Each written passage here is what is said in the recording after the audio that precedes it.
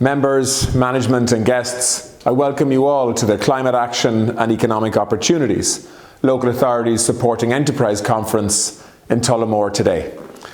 I am sorry that I can't be with you in person today, but I can see from the agenda that there's a very interesting day ahead for everybody who is attending. I want to thank Breda Marr and the Eastern Midlands Climate Action Regional Office for inviting me to speak at today's conference, and I want to give particular appreciation to Joan Martin, Chief Executive of Louth County Council, for overseeing the organising of this event. I also want to acknowledge the work that the City and County Management Association, the Climate Action Regional Offices, the County Councils and the local enterprise offices have done to date in progressing research, engagement and dialogue on the issue of climate change and our transition to a net zero economy as well as society. Given our national ambition for climate action, you won't be surprised to hear me say that you will be asked to do even more and go even further on this agenda in the years ahead. Local authorities have a central and essential role to play in supporting new and existing businesses to capitalise on the opportunities that already exist and will exist in the future during our evolution to a net zero economy. Enterprises will need to innovate in order to address these challenges and take full advantage of the opportunities that the climate action can bring. Policy and markets are converging around ensuring that sustainable business practices become the norm. A conference such as this can be important as it brings together so many of you involved in local government, and particularly those of you involved in promoting economic development and enterprise in your local areas. It helps you to hear of the exemplar projects and from businesses from across the country, and it's an important networking event as you engage with colleagues from other local authority areas and learn from each other. The government is acutely aware of the challenges presented by climate change and the urgent need to decarbonise our economy. Tackling climate change will be the defining global challenge of the next decade or so. It will require concerted efforts of government, including local government, businesses and broader society, all working together. Sustainability, both economic and environmental, is central to our competitiveness and to the long-term health of the economy more broadly. It will change the way we design things, the way in which we produce and consume goods and services. It will change public services quite fundamentally. The White Paper on Enterprise 2022 to 2030, published last December, crucially aligns our enterprise strategy with the imperative to decarbonise our economy and society. The paper recognises the industrial development and export opportunities of offshore wind in particular. The full exploitation of this opportunity will ensure that we remain competitive and provide the security of energy supply that is necessary to underpin our future decarbonised economic development. We'll also maximise the opportunities available to local onshore communities too, and local Indigenous enterprises to ensure that they reap some of the benefits from this infrastructure investment.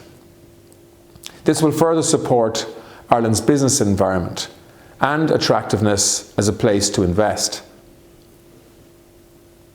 Those in the room today will understand the role of the Climate Action Plan 2023 and its associated actions, which will be the key driver of decarbonisation across industry and the commercial built environment. Under the sectoral emissions ceiling for industry, our manufacturing sector is required to reduce emissions by 35% by 2030. For the non-residential built environment, which includes all buildings in which business is conducted, emissions must be reduced by 45%. Achieving these targets will require a concerted effort by all businesses across the state. I would ask that you continue to advise and encourage businesses in your regions to access the Climate Toolkit for Business, which is an important online resource for SMEs that are just starting out on their journey to zero carbon. The toolkit helps Irish enterprises with practical steps to begin their transition to zero emissions. It promotes an understanding of their emissions and provides information on resources and supports available from state agencies to help them reduce their emissions. My department is developing a roadmap to be published this year to set out the key policy interventions needed to decarbonise industrial needs. The roadmap will include a pathway to the electrification of low temperature heat and manufacturing and prioritisation of decarbonised gas for use in high temperature heating. All relevant departments and agencies sit on a working group to ensure the alignment of policies, supports and regulations necessary to decarbonise manufacturing heat needs. This isn't an easy challenge. I know that local authorities are currently working on your own climate action plans for your own regions. My department is leading work in respect of the decarbonisation of the cement and construction sectors that will in time support your efforts locally. I've no doubt that local government will be involved in promoting both our manufacturing and built environment roadmaps and engaging businesses in your regions to help achieve our targets in all of these areas. Obviously, government, both national and local, need to lead on the issue of climate action, but we need to be realistic too.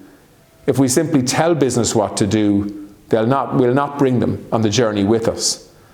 The offering that we provide for businesses has to be a combination of grant aid, policy support, taxation measures, linked efficiency, productivity and profitability, with the sustainable solutions that deliver on our shared ambition to decarbonise.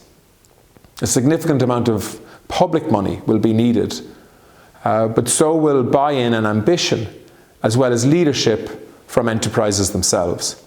It will mean significant changes for us all, but such change can be good for business, good for employment, obviously for the environment and society as a whole. In aiming to achieve our climate objectives, the government is aware that there must be a just transition, which is based on recognising the transformational level of change required to meet these targets and having a shared understanding that the transition is just and that the cost is shared equitably. Our climate policies will continue to seek to protect the most vulnerable in our society. We must start preparing the businesses that we know must change, for example, those in the fossil fuel sectors, to meet the market needs of the future. We will need new skills, new training opportunities, and better preparation for the jobs in a decarbonised economy. The Climate Action Plan provides that we will build on existing education and training measures to identify skills needs and ensure that people are equipped with the right knowledge and capabilities to be able to participate and benefit from the future net zero economy. In terms of local authorities, the Local Authority Climate Action Training Programme is being delivered to develop the capabilities and skill sets of local authority staff in relation to climate change. I know that the Climate Action Regional Offices are ensuring that there is a coordinated approach on climate action skills across local government more generally. I know that some of you here today will be attending the Building Better Business event being held in Portlaoise tomorrow, and I look forward, of course, to seeing you there. This will be the second in a number of events being held across the country that will highlight the opportunities and challenges presented by digital transformation and the transition to a low-carbon economy. I would encourage you to promote these events to your business stakeholders as they are held across the country. There's going to be 9 of them in each region. I want to finish up by saying that your engagement at local level with businesses is a really important one. As issues are identified, they can inform better policy at local and national level. This engagement ensures that we are listening to our business stakeholders' concerns and, I hope, meeting their needs to progress our shared decarbonisation objectives. Thank you again for all the work that you're doing, and thank you to the organisers for the opportunity to address this important event. I really do value the role of local authorities and enterprise offices in the context of supporting our enterprise base and supporting me in my role as Minister, and I look forward to engaging with all of you further. Enjoy the conference today, and thanks very much.